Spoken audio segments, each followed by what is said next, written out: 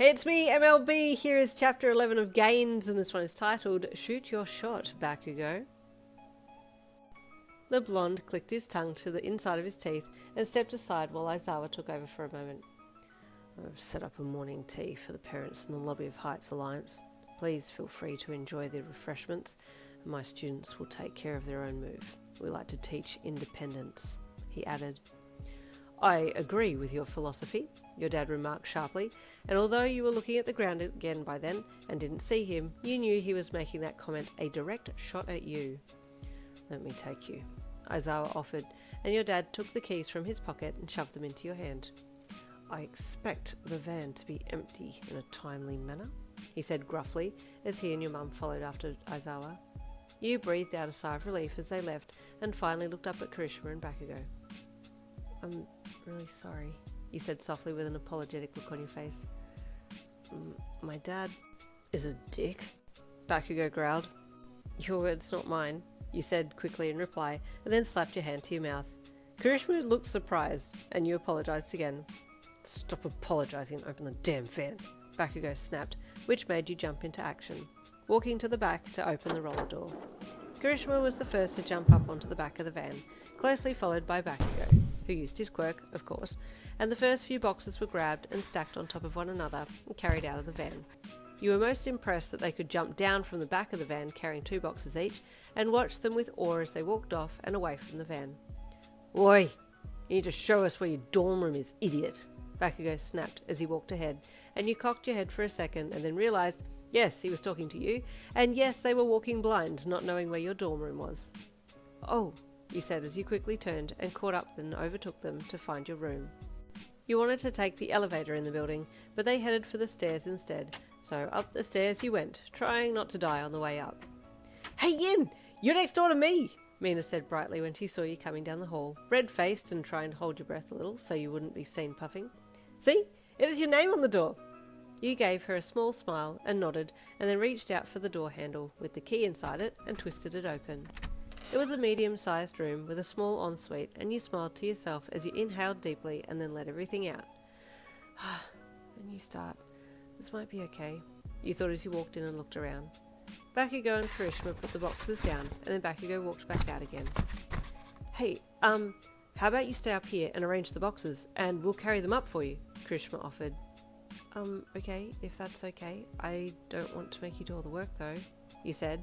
Nah, it's fine. I love doing this, he said with a bright, toothy smile, and you nodded. Okay, if that's okay. He nodded and left your room, telling you he'd be back in a second. As he walked out, your Erica walked in. Hey Yin, how exciting's this? She bubbled enthusiastically. Let me know when you want me to move your bed in, and I'll use my quirk to float it up to your window. We've been doing it for everyone else. Oh, that sounds good, you said with a small smile. I've got Bakugou and Kirishima bringing my boxes up, so I'll probably do the big items last. Okay, sounds good. Let me know if you need anything, she added as she turned to go, almost bumping straight into Bakugou as he carried 3 boxes in this time. Watch it, round face, he snapped.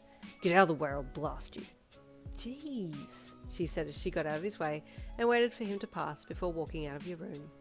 You fell silent as he walked in and put the boxes down, and then you opened your mouth to thank him, but his eyes locking with yours made you clam up. Thank you, you finally said softly. You didn't need to help me, but thank you. I'm not helping you, he snapped. Don't tell me what I'm doing. I know what I'm doing. Right, you replied. Do you like spicy food? He then asked gruffly. Yes, you replied curiously. I do. Why? Because I do too, he said in a gruff voice. Oh, cool, you said, another lull hanging for a second. There's a place down the road from here. I'm back, Kirishima said brightly as he stepped into the room, 2 boxes in arms with only his legs showing from underneath them. I carried 3 dumb hair, I win, Bakugou snapped before quickly walking out. You watched him go with confusion. What was all that about? You wondered. Hey, so, there's not many boxes left. You didn't have a lot of stuff. If you need anything, let me know, okay? I might have a spare desk or something back home. Or we could go shopping for anything you need, Kirishima added with a smile. Oh, you dropped your gaze. Thank you, Oh, sorry, no, I didn't mean that you don't have much. In a bad way, it's good, but I was meaning if you need anything, you can rely on me. I'll always help you," he explained, trying his best to get across that he just wanted to be there for you. Why was this red-headed, sharp-toothed bundle of sunshine being so nice? He had been kind to you from day one, and you started to well with tears again, quickly looking away from him. "Oh, I'm sorry, Yin. I'm really sorry. Please don't cry," he said with fear in his voice. This was the second time he'd made you cry, and he really hadn't intended on making that happen. No, I'm not crying from being sad," you said quickly, more tears spilling down your cheeks. "Bastard!" a sharp voice said from the doorway, and you looked quickly to see Bakugou had just entered and seen you around the side of the 4 boxes he was carrying. "I'll kill you, dumbhair." "Eh?" Kirishima asked with confusion, his head whipping back and forth from you to Bakugou and then back to you again. But why? Bakugou dropped the boxes down his feet with a thud and then curled his fingers while the explosions crackled in his palms. "I don't need to tell you what you did," he shouted. "Oh, wait, Bakugou, wait, why?"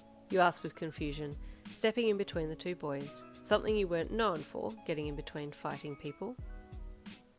Ooh, and there ends chapter 11. Stay tuned for chapter 12 coming tomorrow. See you then.